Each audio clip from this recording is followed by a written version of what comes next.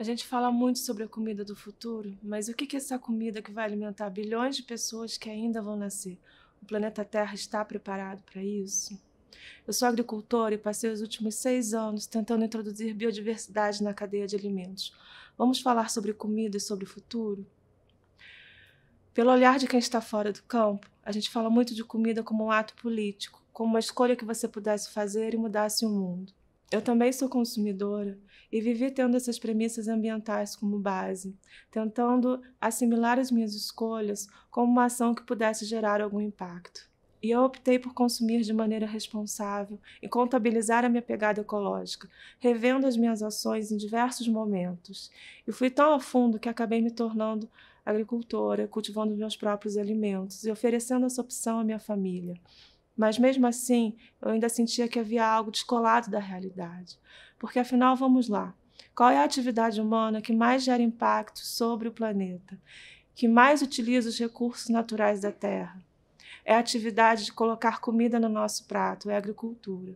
A agricultura e a pecuária utilizam cerca de 1/3 da superfície terrestre para alimentar a humanidade hoje. E colocar comida na mesa tem sido a maior responsável pela derrubada de todas as florestas no mundo.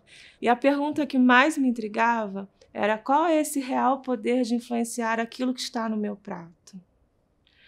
A solução mais desejada é comprar direto do agricultor familiar a sua linda cesta de alimento. Mas essa variedade de alimentos é suficiente para você se alimentar, para você se nutrir 365 dias ao ano? Não. A gente ainda precisa fazer compras no supermercado, a gente ainda precisa comprar produtos importados, mas por quê? Porque a gente aprendeu a consumir os mesmos alimentos, estando aqui ou do outro lado do mundo. Eu morei no Japão, no Canadá e nos Estados Unidos. E o que a gente come aqui não é muito diferente do que se come lá. Quando você vai ao supermercado, a oferta de ingredientes é quase a mesma. A receita pode variar, o paladar pode ser adaptado, mas os ingredientes são basicamente os mesmos. Eu viajei muito pelo Brasil e toda vez que ia e voltava de um país, e toda vez que ia e voltava do supermercado, eu me perguntava o que aconteceu. A cada dia que passa, encontro menos um tipo de espécie de planta na prateleira. No Japão, não tem essa variedade de semente para comprar. Aqui, se você quiser variedade, vai precisar procurar numa loja especializada. E na Europa, a maioria dos países também, você não encontra essa variedade. Mas por quê? Porque a variedade de ingredientes foi padronizada. Isso quer dizer que todo o sistema de produção de alimentos mundial foi padronizado. Consumimos as mesmas espécies de plantas aqui e lá, oferecemos aos animais as mesmas variedades. E se você fizer uma lista com todos os ingredientes que você já consumiu na vida, se você for apreciador de gastronomia, talvez você encontre, já tenha experimentado cerca de 200 espécies, mas para a maioria das pessoas não passamos de 100. Sendo que existem cerca de 400 mil espécies de plantas catalogadas, com o potencial de consumirmos 300 mil delas. E segundo a FAO, mais de 1.000 espécies já foram domesticadas para a agricultura. E onde estão essas plantas e quais são esses sabores? Quantos nutrientes a gente está perdendo por conta de uma dieta padronizada? E eu mergulhei nessa vida de plantar e colher o meu próprio alimento, sempre pensando na sustentabilidade do campo. E para isso eu precisei inovar. E porque é aquilo. Se eu penso no futuro, eu preciso gerar impacto suficientemente positivo para oferecer esse futuro sadio aos meus filhos. E falar em futuro sadio parece simples, mas a gente não tem ideia de quanto isso é complexo. Eu percebi que a resposta que tanto busquei era biodiversidade. Que ao inserir biodiversidade no meu prato, eu precisava plantar biodiversidade. E como é que se planta biodiversidade? Como é que se colhe biodiversidade? E como se implementa isso em solo degradado? Porque o que eu encontrei foi solo degradado, seca e estiagem. E do outro lado, eu encontrei floresta intacta. Nessas duas condições, como se planta biodiversidade? São plantas que a gente não acha para comprar semente no pacotinho. Não tem manual de instrução para a gente plantar o que a gente chama de erva daninha, mato, praga. E elas são plantas nativas de cada bioma do Brasil. Elas são árvores e elas são florestas de pé. Ou elas são invasoras e precisam ser controladas ou então adaptadas. E é natural que as plantas se adaptem, se reinventem para sobreviver.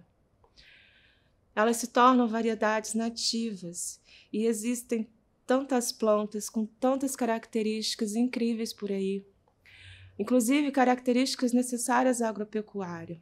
E o Brasil é o país mais rico em biodiversidade, é uma riqueza que eu não sei expressar. O que eu sei é que eu e meu companheiro, a gente acabou se tornando apaixonado por planta alimentícia não convencional. E a gente aprendeu a domesticar espécies selvagens, aprendeu a respeitar biomas e interações entre plantas e espécies. E eu aprendi a elaborar alimentos com essas plantas de forma não convencional também. Montei um laboratório na cozinha para poder fazer com que essas plantas sejam agradáveis ao paladar e elas terem o tal tempo de prateleira que é tão necessário à comercialização.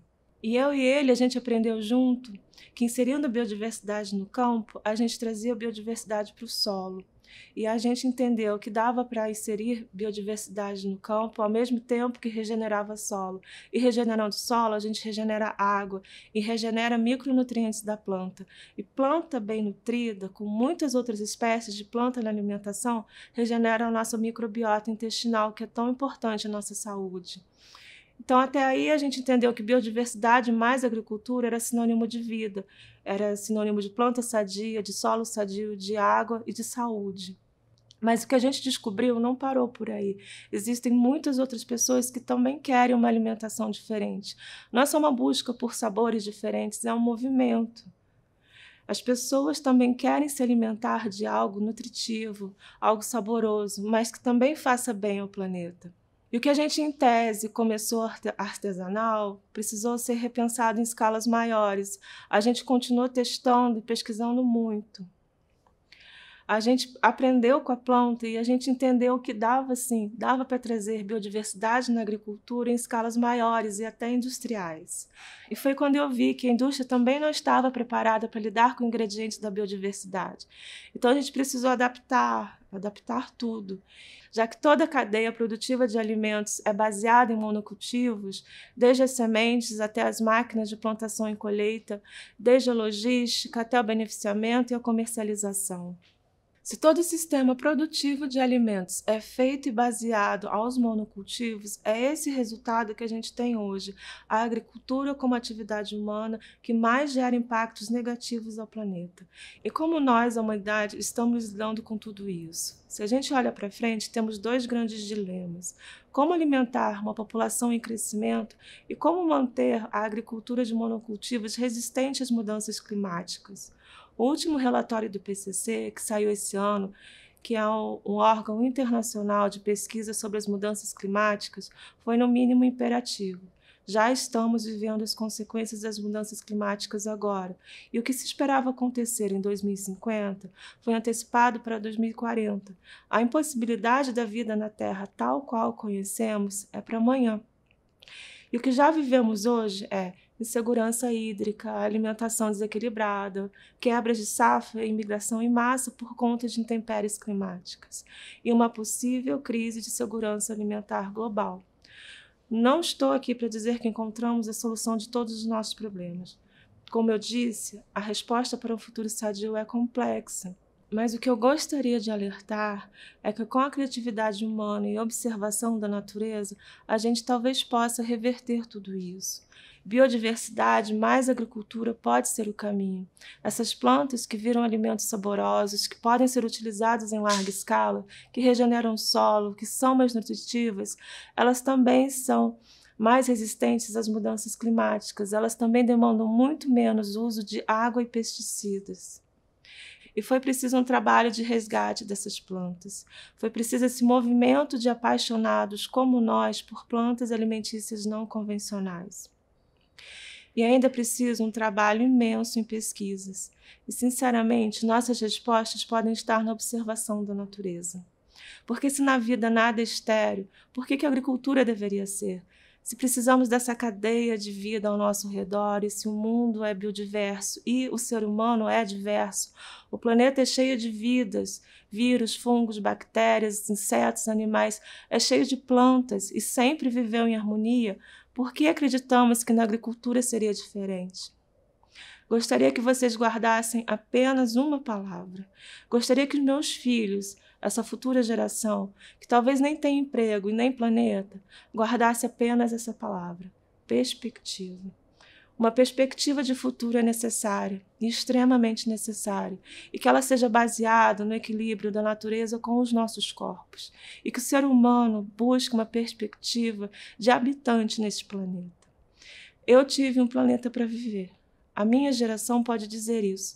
Eu gostaria que os meus filhos também pudessem ter as mesmas condições de ter um planeta para viver. E isso é o mínimo que a minha geração pode oferecer. É o mínimo que eu, como mãe, devo oferecer. Então, da próxima vez que você for fazer compras, que você fizer alguma receita, procure diversificar a sua dieta com biodiversidade. Procure ingredientes que façam parte da história das comunidades rurais, que desenvolvam agrofloresta, que tenham manejo extrativista ou agricultura regenerativa, e que você também participe das discussões sobre a sustentabilidade da cadeia de alimentos. Que a sua comida plante um futuro, porque estamos literalmente comendo o planeta e temos muito pouco tempo para reverter isso.